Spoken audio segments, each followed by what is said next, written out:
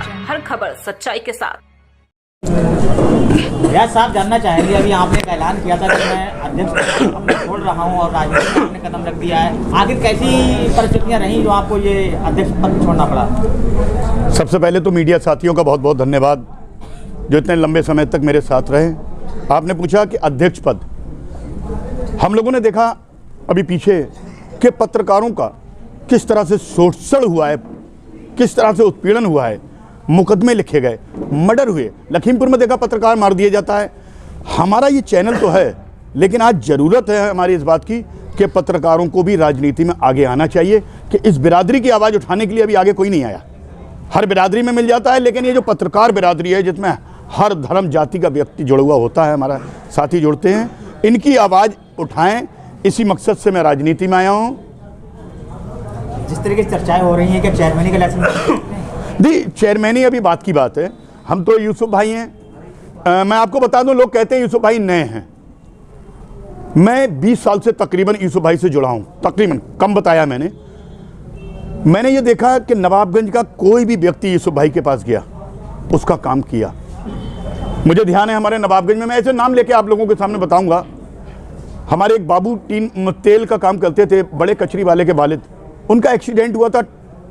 हम बरेली में जब गए तो हमें, उनके परिवार के लोग नहीं थे, मुझ पे भी इतने पैसे नहीं थे कि मैं उनको अस्पताल में कहीं ले जा सकूं। यूसुफ भाई को रात के 12-1 बजे मैंने फ़ोन किया। आपके भाई शायद यहाँ मौजूद है, सानू, आप पे एक जिप्सी गाड़ी हुआ करती थी, वो जिप्सी गाड़ी से अपने सगे भाई को भेजा।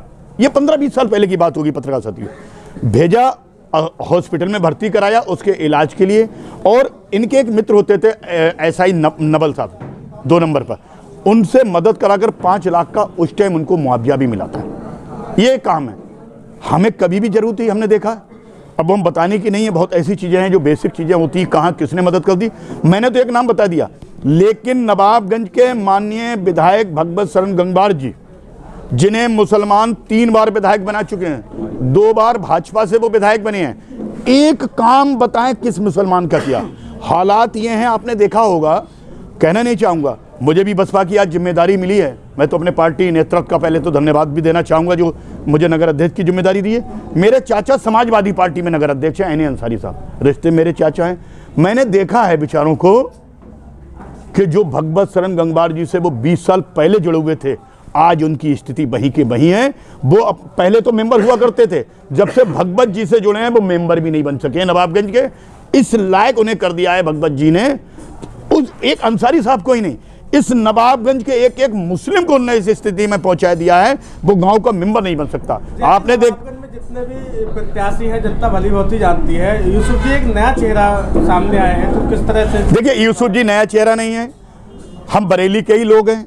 बसपा से आप मेयर के प्रत्याशी रहे हैं, उससे पहले भी बरेली से विधानसभा का चुनाव लड़ चुके हैं। और सबसे बड़ी बात ये, यूसुफ भाई जो हैं जरी के एक ऐसे कारोबार से जुड़े हुए हैं कि नवाबगंज के हर गांव का व्यक्ति जहां भी कालचोबी होती है वो सीधे सीधे यूसुफ भाई से जुड़ा हुआ था। तो नवाबगंज के लोगों के लिए, हम कल परसों से घूम रहे हैं तो हमने देखा है कि लोग इंतजार कर रहे हैं कि यूसुफ भाई हम आपका काम कराते थे। और जरी का एक काम और कहना चाहूँगा बीच में, आप जो भी सवाल करें मैं एक एक का जवाब दे दूंगा। आप सबसे ज़्यादा बेईमान काम अगर है तो वो जरी का माना जाता है, हमेशा बेईमानी होती है। मैं तो ये कहना चाहूँगा, इस नवाबगंज के लोगों ने जरी का इतना काम किया है यूसुफ भाई का, एक आदमी 1 रुपए की बेईमानी का आरोप लगा दे तो मैं अभी यूसुफ भाई को चुनाव नहीं लड़ाऊंगा। एक आदमी। आपने भगवत जी की बात कही जी, जिस तरह से वो राजनीति करते हैं, तो क्या लगता है भगवत जी के सामने यूसुफ भाई जो है टक्कर दे पाएंगे? आप बताइए, आप कैसी टक्कर की बात कर रहे हैं? आप बेस बताइए क्या है भगवत जी का। हम आज बसपा के यहाँ पे चुनाव लड़ने के लिए मैदान में आए। काफी लंबी राजनीति। नहीं, लंबी को ना देखें, लंबी तो कांग्रेस कैसे गायब हो गई, पूरी भारतीय जनता पार्टी देश पे काबिज हो गई। उनकी आज वही स्थिति भगवत जी की होने वाली है इंशाअल्लाह ताला। आप देखेंगे कि मैं रियाज साहब पहले परवेज साहब की बात का जवाब दे दूं। भगवत जी का कौन सा बेस वोट है? गंगवार, उन्हें कभी वोट नहीं मिलता लोकसभा में, संतोष जी के साथ चला गया। उनकी बिरादरी उनके साथ नहीं है, सिर्फ मुसलमानों मुस्लिम वोट पे, मुस्लिम वोट, जी मुस्लिम वोट हमेशा उन्हें मिला। 3 बार विधायक बनाया, 2002 में रिकॉर्ड वोटों से जीते मंत्री बने। आप बताएं, इस रिछोला से जब उनका रथ शुरू हुआ था, वो स्वागत हुआ था, मंत्री बन के आए थे, उस रथ पर एक मुस्लिम सवार नहीं था। उस रथ पर अनिल गंगवार जी थे, अरविंद डब्लू साहब थे, तेज प्रकाश जी थे, उस पर हृदय नारायण गंगवार जी थे, मैं नाम अगर ले दूं बहुत लंबी। एक मुस्लिम बताएं जो उस रथ पे था, जिताए हम, वोट हमारे, और वोट लेने के बाद कहते हैं कि मुसलमानों ने बुटल्ली दिए। जरी की एक बात आई, ये A to Z जो है वो सरकार की एक बहुत बड़ी पॉलिसी थी। नवाबगंज में जरी का बहुत बड़े काम हमारे परिवार, मुस्लिम परिवार जुड़े हुए थे कि इन लोगों को ट्रेनिंग दी जाएगी। उसमें ट्रेनिंग रखे गए, 60-60, 70-70 हजार उनकी तनख्वाह, सैलरी वेतन दिया जाता है। भगवत जी ने एक मुस्लिम ट्रेनिंग उसमें रखा। वहां पर ट्रेनिंग लेने वाले जो कारचोबी का काम जिन्हें सिखाया जाएगा, कम से कम 3500 लोगों को उसमें रखा गया है, जिन्हें ट्रेनिंग जो कागजों में चल रहा है। लेकिन आप देखेंगे धरातल पे नहीं है।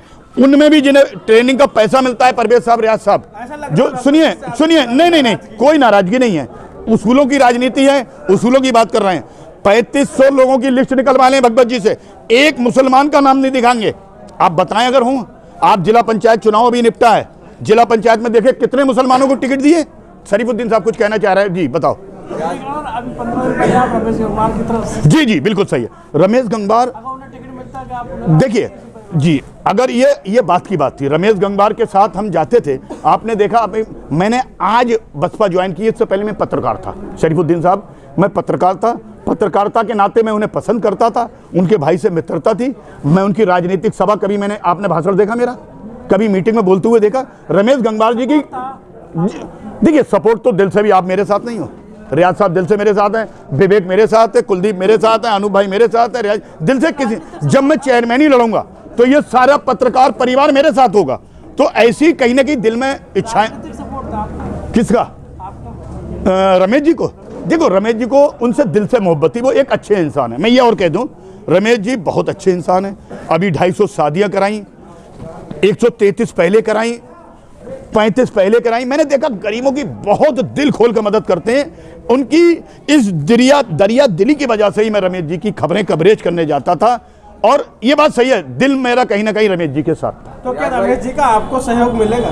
देखिए, अब आप जो छोटी सी पत्रकार साथी, बिल्कुल आपने सही कहा, रमेश जी का आपने ये कार्यालय पर नहीं देखा, रमेश जी का ही नहीं, विशाल जी का मिलेगा हमें।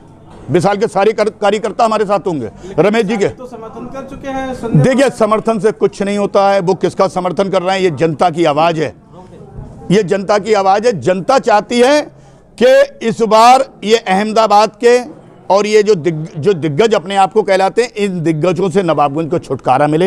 एक अच्छी साफ छवि का व्यक्ति हमारे बीच है। आप नवाबगंज के काफी वरिष्ठ पत्रकार हैं, बहुजन समाज पार्टी की किन नीतियों को प्रेरित होकर आप बहुजन समाज पार्टी से? जी बहुत अच्छा सवाल विवेक जी।